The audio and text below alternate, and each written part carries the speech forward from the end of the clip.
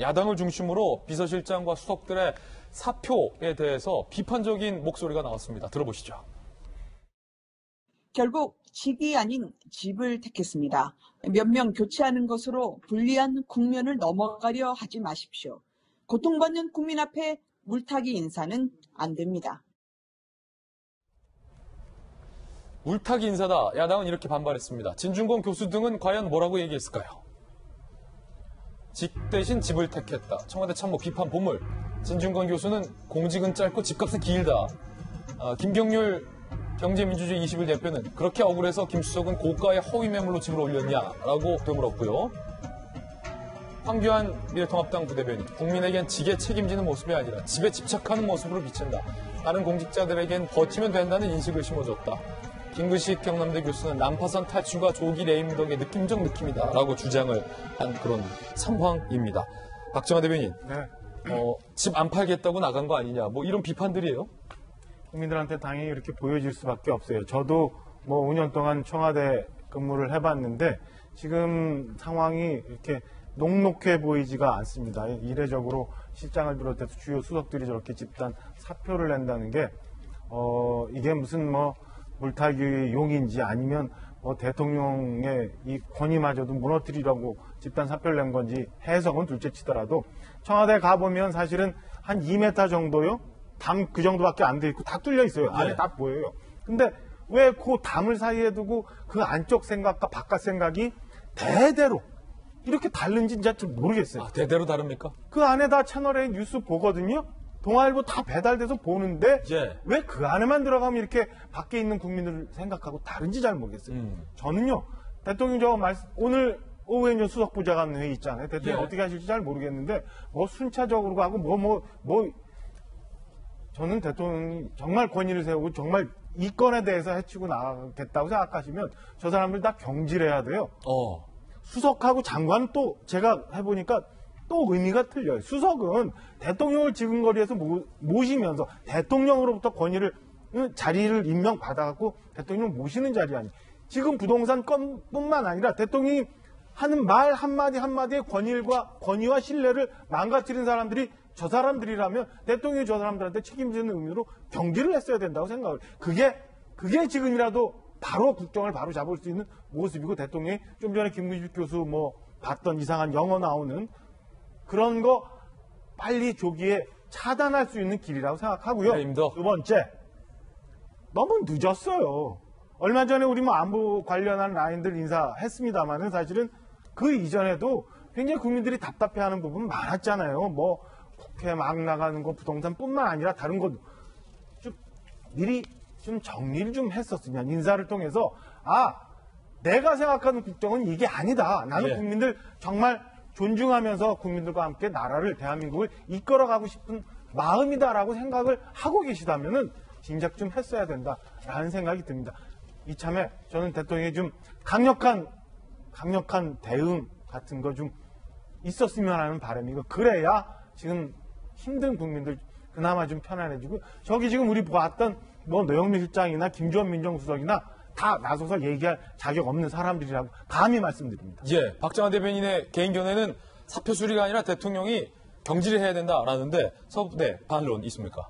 사표 수리나 경질이나 일단 그 책임을 지는 것은 똑같은 것인데 저기 보니까 이제 문재인 대통령의 부정평가가 사실은 경제 어떤 민생에 대한 책임이 있었고 두 번째가 사실 안보 이런 문제가 많았었는데 최근에가 이제 부동산 문제가 이슈가 1위더라고요. 그만큼 부동산이 이게 단기적인 국면이 아니라 정말 이게 진영 논리를 벗어나 우리 삶의 가장 큰 문제이기 때문에 여기를 해결할 수 있는 인사로 통해서 국정운영 방향을 좀 제시했으면 좋겠고 한 20년 전에 저는 이제 생각했던 것이 보면 행복이란 주제를 했을 때 보통 보면 행복은 성적순이 아니잖아요 라고 해서 그 당시는 사실 학력에 대한 그런 문제가 많았었는데 한 20년 지나 보니까 100% 해결되진 않지만 예전보다는 많이 좋아진 것 같아요. 근데 지금은 어떻게 보면 행복은 보유한 주택 숫자가 아니잖아요. 처럼 어떻게 보면 주택을 가진 사람 입장에서는 억울한 면이 있지만 주택을 못 가진 사람은 굉장히 또 허탈감이 있어요, 사실은. 그래서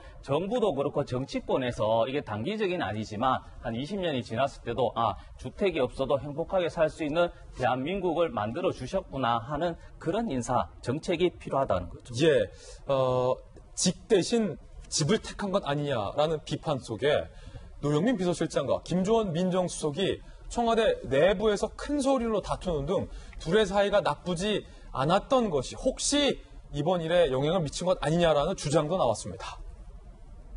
오늘 중앙일보 보도입니다.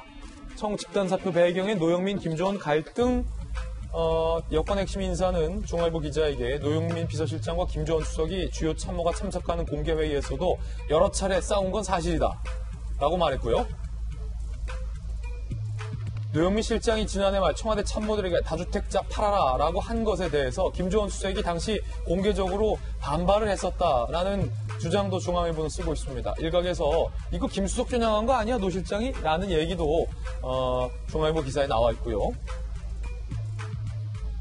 과거 악연도 재조명되고 있는데 2015년 당시 노영민 의원이 피감기관에게 본인의 시집을 강매했다라는 의혹과 관련해서 당시 당무감사원장이었던 민주당의 김조원 원장이 당에 노영민 중징계해야 된다라고 요청했다는 겁니다.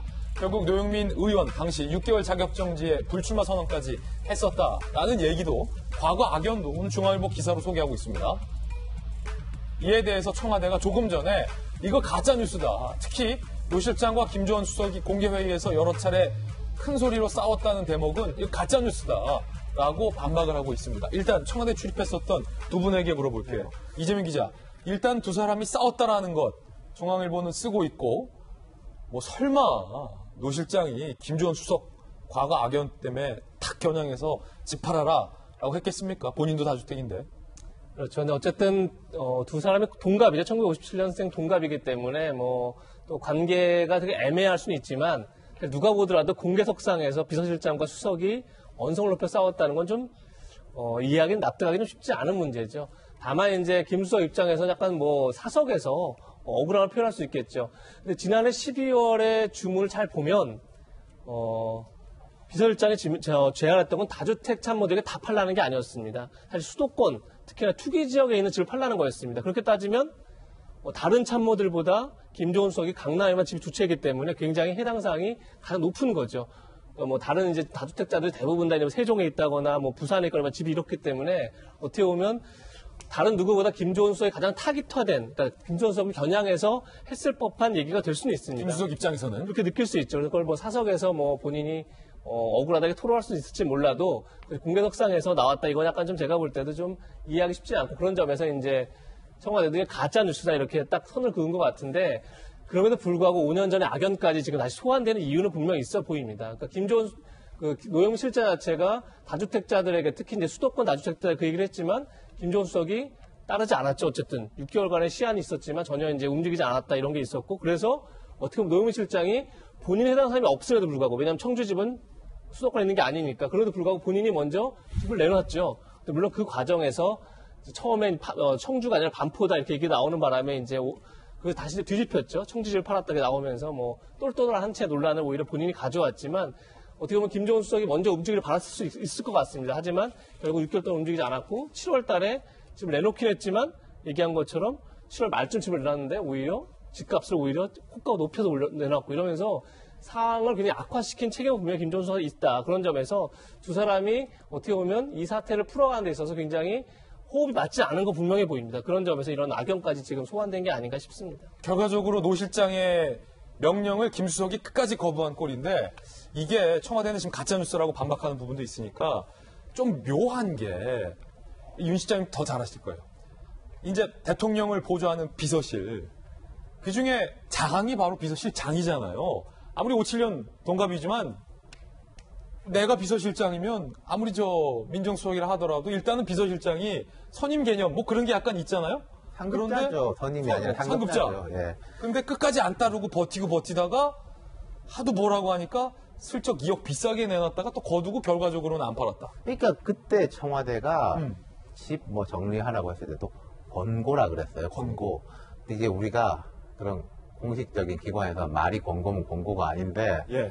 또 이렇게 벗대는 사람은 권고래매 뭐 명령했냐 언제 이럴 수도 있는데 두 사람의 관계 묘한 게 제가 좀 설명을 드릴게요. 참여정부 청와대 출입을 해서 좀 아는데 김조원 수석은 이제 노영민 실장이 상급자죠 한데 김조원 수석은 감사원 출신으로 참여정부 때 공직기강 비서관을 지냈습니다. 감사원에 넘어와가지고 그때 민정수석이 문재인 수석이었어요. 그랬군요. 그래서 이제 그때부터 가깝고 노영민 실장은 문 대통령 아주 가까워가지고 임종석 실장이 될 때부터 다음 실장은 노영민이다 이런 이야기 파다했지만은 문재인 대통령이 정치권에 다시 들어오면서부터 관계가 급속도로 가까워진 사람이고 사실은 그 인연이라든지 이런 거는 김조원 수석하고 더 오래됐다. 그게 뭐 가족 간의 이런 뭐 모임도 했다. 예. 그 김조원 수석 같은 경우에 정치권 밖으로 떠나 있었는데 아까 당무감사원장을 한 것도 문 대통령이 민주당 대표가 됐을 때 네, 믿을 수 있고 감사원 출신인 당신이 당무감사원장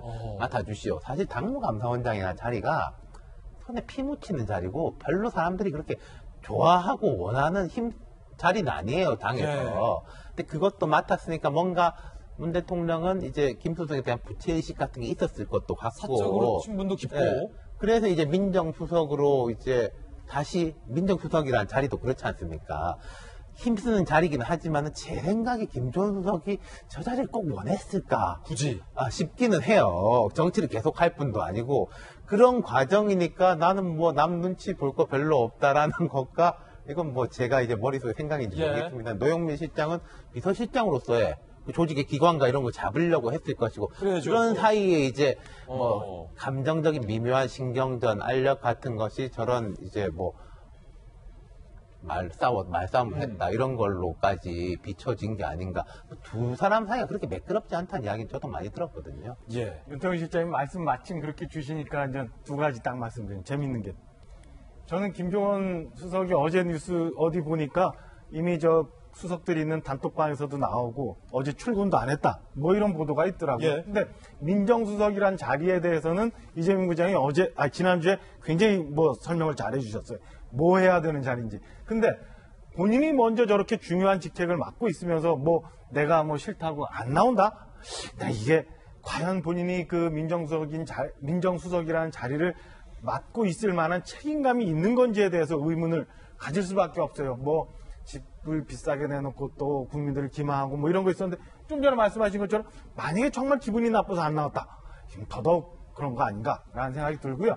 지금 강민석 대변인 그러다 보니까 오늘 아침 마치 이제 두 가지 강하게 좀 해명을 했는데 우리 윤통희 실장님하고 저하고 같이 청와대 있을 때 제가 이렇게 말기쯤에 이제 청와대 대변인 출중한장하다 맡은데 저런 거 굉장히 많이 해야 돼요. 뭐 온갖 이 보도에 대해서 해명하고 가짜뉴스라고 하는데 그리고 나서 뒤에 가서 어떻게 하냐면 사실 조사하거든요. 예. 조사하면 많은 부분이 다시 다 사실로 확인이 됐어요. 그때는. 그거는 이제 단정할 수 없고 그때 청와대, 때. 박정화 청와대 얘기다. 그래서 이제 가짜뉴스다 아니다 해명하고 딱 가서 조사 딱 해보면 아니 땐 굴뚝에 연기가 안 나더라고. 뭔가 근거가 있더라고요. 예. 그때는 그랬어요. 그래서 예. 정말 글쎄라는 생각도 저는 개인적으로 좀 들었네요. 예.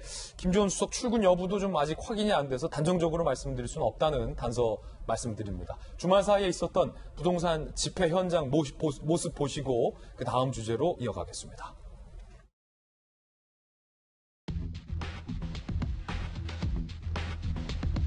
미래세대 아이들의 학파를 지켜내자!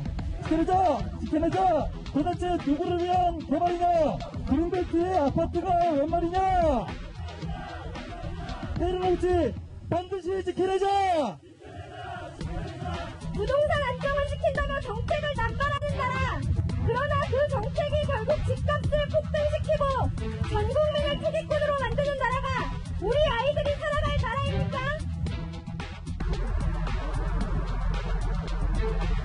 노대배를 하려 했더니 세상에 범죄자 적폐로 몰고 자기들은 강남에 수십억짜리 똘똘